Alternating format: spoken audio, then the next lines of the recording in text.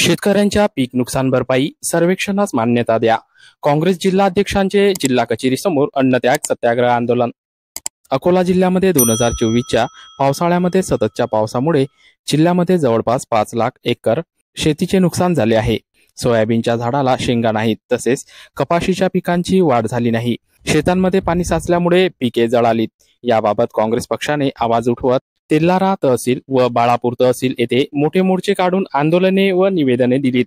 जिल्हाधिकारी अकोला यांनी परिस्थितीचे गांभीर्य लक्षात घेऊन स्वतः शेतात जाऊन परिस्थितीचे अवलोकन केले व नुकसानाची खात्री करीत 5 लाख एकर शेती नुकसान झाले असल्याचा अहवाल शासनाकडे पाठवला, परंतु प्रचलित राष्ट्रीय आपत्ती निवारण निधीच्या नियमांमध्ये बसत नसल्यामुळे यांना मदत देणे शक्य नसल्याचे लिहिले असल्याने शेतकऱ्यांना नुकसान भरपाई मिळणार नाही। अशा परिस्थितीत शेतकऱ्यांना मदतीसाठी विशेष बाब म्हणून सर्वेक्षणास मान्यता देण्यात यावी अशी मागणी करीत दिनांक 30 सप्टेंबर रोजी दुपारी 1 वाजता काँग्रेस पक्षाचे जिल्हाध्यक्ष अशोक अमानकर यांनी जिल्हाधिकारी कार्यालयासमोर अन्नत्याग सत्याग्रह आंदोलन सुरू केले।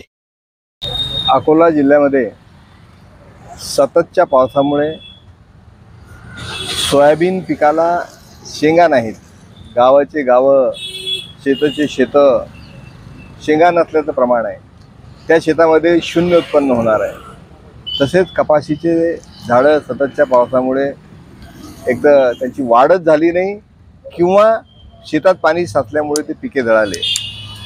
काँग्रेस पक्षाने हा आवाज उचलल्यानंतर जिल्हा प्रशासनाने प्रत्यक्ष शेतात जाऊन पाहिलं की बा नुकसान आहे की नाही।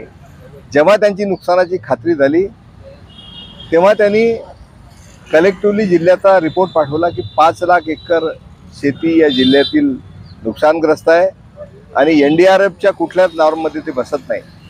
म्हणून गव्हर्नमेंटकडे प्रस्ताव पाठवला की विशेष मान्यता देण्यात यावी, परंतु काँग्रेस पक्षाने 2 मोर्चे काढले।